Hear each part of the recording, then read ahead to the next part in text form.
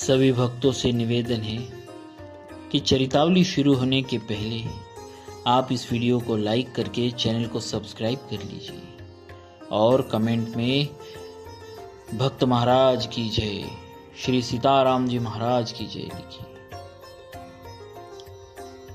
श्री पद्मनाभ जी। श्री कबीरदास जी की कृपा से श्री पद्मनाभ जी ने परम तत्व श्री नाम महाराज के महात्म्य को भली प्रकार से जाना। श्री भगवान नाम ही आपका परम धन था।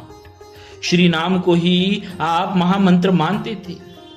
श्री नाम की ही आप सेवा पूजा करते थे और नाम जप को ही भगवान की सेवा पूजा समझते थे तथा नाम जप को ही समस्त जप तप तीर्थादि साधन समझते थे। श्री नाम के अतिरिक्त अन्य साधन साध्य कुछ भी नहीं जानते थे।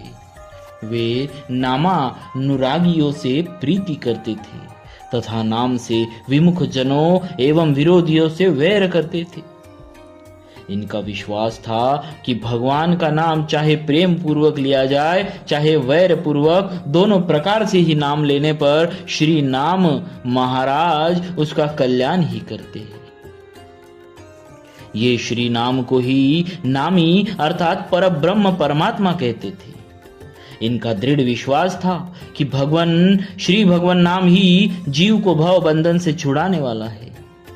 श्री नाम महाराज के इस परत्व के साक्षी श्री अजामिल जी है।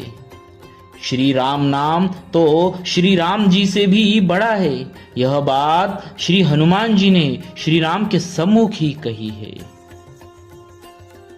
श्री पद्मनाभ जी का संक्षिप्त परिचय इस प्रकार है। श्री पद्मनाभ जी श्री कबीरदास जी के शिष्य थे। गृहस्थ आश्रम में आपको शास्त्रार्थ करने तथा दूसरे पंडितों को पराजित करने का व्यसन था। यह व्यसन था, बड़े बड़े विद्वान पंडित भी आपसे शास्त्रार्थ करने में घबराते थे।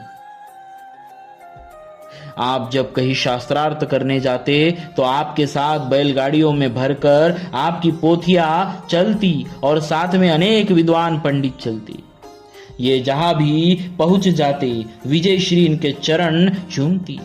अधिकांश पंडित इनकी कीर्ति सुनकर ही बिना शास्त्रार्थ किए विजय पत्र लिख देते थे तथा जो शास्त्रार्थ करते भी थे वे अविलंब ही हार कर विजय पत्र उन्हें लिखना पड़ता।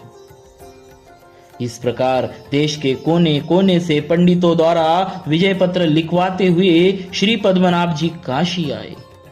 यहाँ भी इन्होंने पंडितों को शास्त्रार्थ के लिए ललकारा कि या तो यहाँ के विद्वान मुझसे शास्त्रार्थ करे या विजय पत्र लिख कर दे। काशी के पंडित इनकी ख्याति सुन चुके थे। वे जानते थे कि इस समय इनका नक्षत्र बलवान है, अतः केवल पांडित्य बल से इन्हें पराजित करना असंभव है। यदि ये कदाचित हार सकते हैं तो सिद्धि बल से ही हार सकते हैं। अतः सब पंडितों ने जाकर भगवान विश्वनाथ से प्रार्थना की। श्री शिव जी ने परामर्श दिया कि दिग्विजयी पंडित को कबीरदास जी के पास भेजो। काशी के पंडित भी श्री कबीरदास जी के सिद्धि बल से परिचित थे ही। अतः सब लोगों के मन पर श्री शिव जी की बात बैठ गई। तत्पश्चात सभी पंडित मिलकर श्री पद्मनाभ जी के पास गए और बोले कि यदि आप हम लोगों के गुरु श्री कबीरदास जी को शास्त्रार्थ में पराजित कर दे तो हम सभी अपनी हार मान लेंगे। श्री पद्मनाभ जी ने कहा, यदि ऐसी बात है तो आप लोग उन्हें मेरे पास ले आइए। पंडितों ने कहा, उनको शास्त्रार्थ की गर्ज नहीं है। आपको यदि शास्त्रार्थ करना हो तो उनके पास चले। श्री पद्मनाभ जी तैयार हो गए। पंडितों ने सारी बात जानकर श्री कबीरदास जी से बताई। कबीरदास जी ने कहा कि जब शिव जी की आज्ञा है तो वे ही मुझे संभालेंगे और वे ही मेरे मुख से बोलेंगे। इस प्रकार उन्होंने भी स्वीकृति दे दी। समय पर शास्त्रार्थ प्रारंभ हुआ। दिग्विजयी पंडित पद्मनाभ जी ने कबीरदास जी से ही प्रश्न करने का आग्रह किया। कबीरदास जी ने कहा, पंडित जी, मैंने तो मसी कागद छुओ नहीं, कलम गही नहीं हाथ, फिर भला मैं क्या जानूं शास्त्र और क्या करूं शास्त्रार्थ। फिर भी आप कह रहे हैं तो जिज्ञासावश पूछ रहा हूं। समूजी पढ़े कि पढ़ी समूजी, अहो कहो कवि यार, अहो कहो कवि राय, सुनी यह बात कबीर की, पंडित गयो हेराय। श्री कबीरदास जी सिद्ध संत थे, उनकी वाणी प्रासादिक थी। उसके कान में पड़ते ही दिग्विजयी पंडित के अंतक चक्षु खुल गए। उन्होंने बड़ी विनम्रता पूर्वक कहा, महाराज, मैंने न तो समझकर पढ़ा न ही पढ़कर समझा।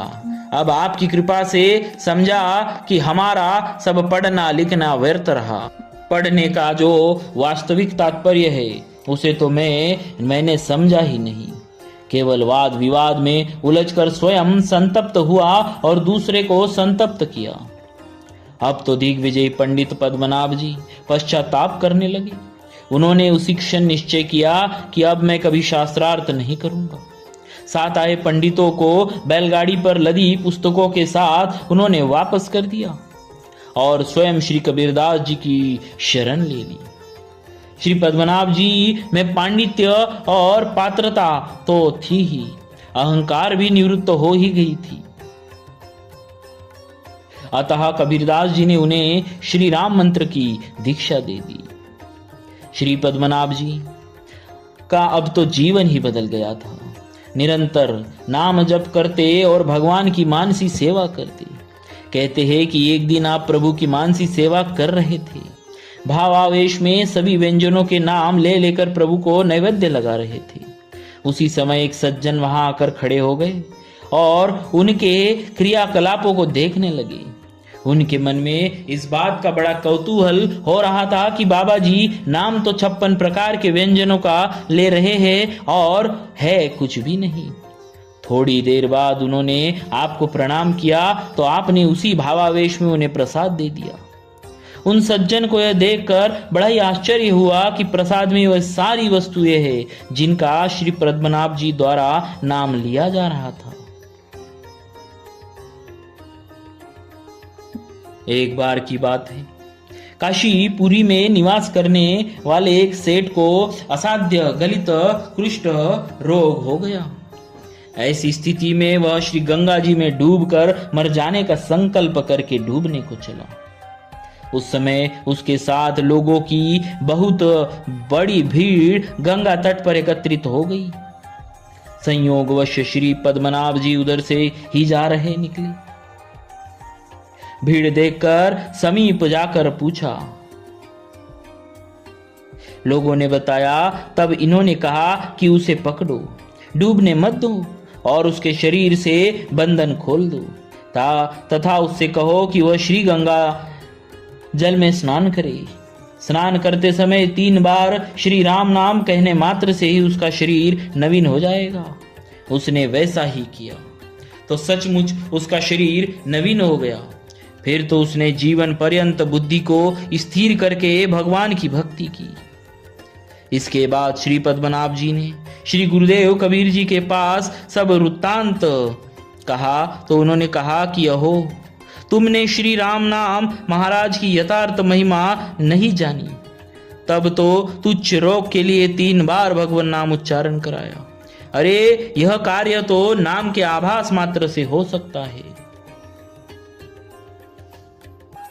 बोलिए भक्तराज श्री पद्मनाभ जी महाराज की जय। श्री कबीरदास जी महाराज की जय। श्री रामानंदाचार्य भगवान की जय। भक्तवत्सल भगवान की जय।